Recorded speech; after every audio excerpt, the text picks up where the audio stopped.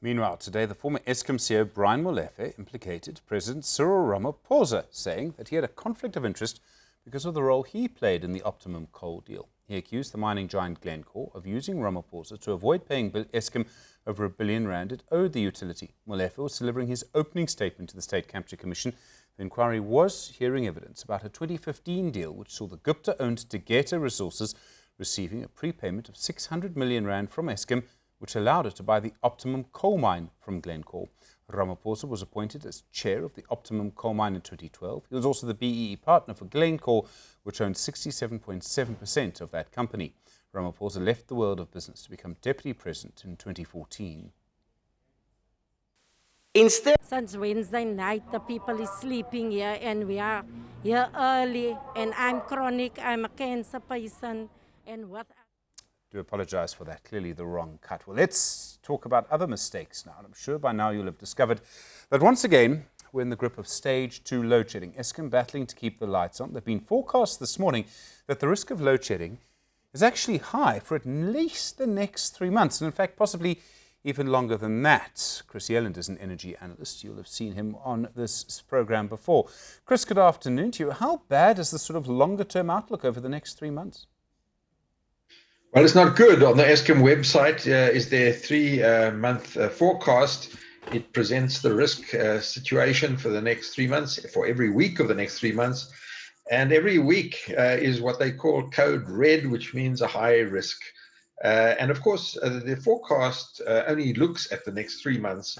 So that situation could be extending even further than that. But we only see visibly on their website for the next three months, week by week. Why is it so bad? I mean, what's happened to put us in the red for so long? Well, it's the same old story, unfortunately. And we have high levels of unplanned outages. That means breakdowns of plant. There are high levels of planned maintenance. And there's high levels of what they call unplanned outages. Basically, that's reflecting the fact that 3 units at Camden Power Station are out of service as a result of the ash dam being full, and the new ash dam hasn't been completed on time, and that had forced the whole power station to shut down. 3 units have since been operating, but it can't operate fully because it needs to create space in the old slimes dam. So a combination of planned outages, unplanned outages, and other outages all coming together, meaning that even with demand reducing as it is in the COVID crisis, Eskom is unable to meet demand and is forced into load shedding. So is there anything happening now that will lead to this red period ending? I mean, you make the point that the forecast is only for 3 months. I mean, is Eskom doing something that by the end of the 3 months or later in the year will mean that we'll get finally, if only temporarily, out of this red zone? No, I don't think there's anything that Eskom can be doing other than working hard on maintenance and trying to bring Medupi and Kusile to completion. There's rework to be done, certainly a lot of it at Kusile still. Some of this work has been done at Medupi. But the new plant is not performing like new plant.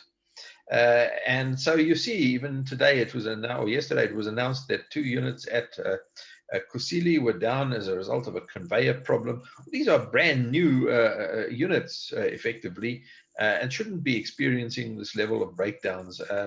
So the old plant is getting older, and the new plant is performing like old plant.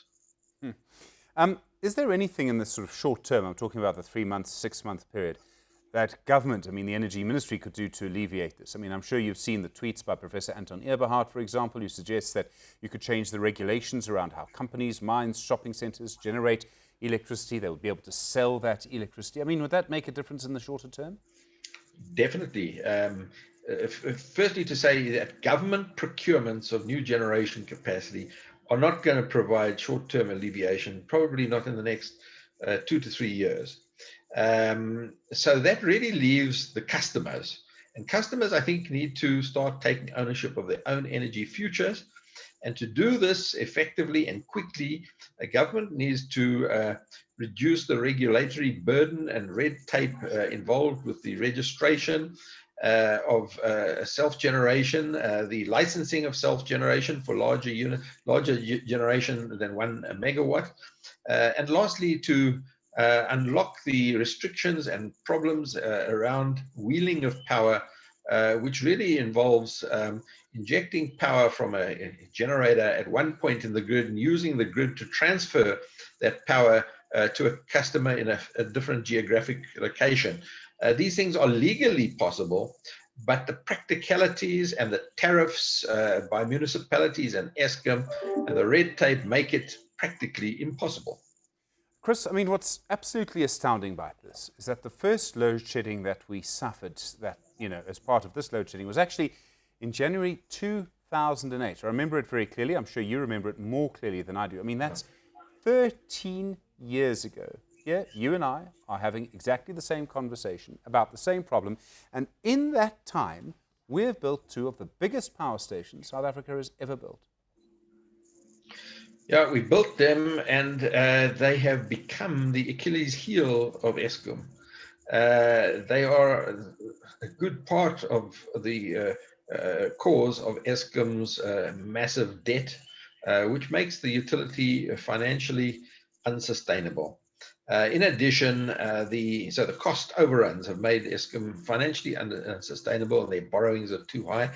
And unfortunately, also, they have suffered long time delays in their execution, and this has compounded the problem. In fact, the situation would be much worse had the economy grown as it was expected to grow. But it has not grown. In fact, the demand for electricity now is lower than it was 10 years ago. But these mega projects have not come on stream, and the old plants performing extremely badly, and they're starting to become decommissioned step by step. And really, Medupi and Kusile can in fact be seen as part of Eskom's massive problems with financial and operational sustainability. And so they have not been the solution that was expected of them.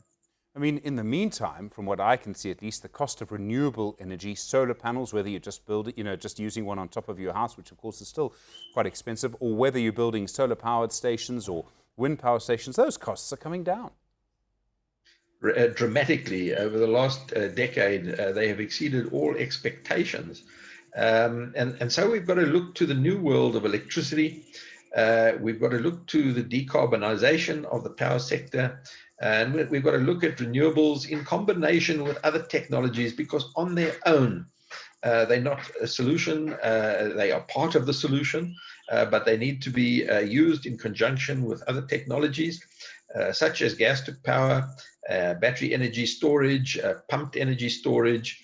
And in other words, the variable renewable energy has to be complemented with flexible generation capacity, which is turning on its head the old paradigm of baseloadism to a new paradigm where flexible generation capacity it delivers immense value to the grid and provides the necessary capacity at low cost, whilst the renewable energy, wind and solar, provides the necessary energy. So you need a combination of energy and capacity and storage in order to deliver reliable baseload, mid-merit, and peaking capacity in this new paradigm.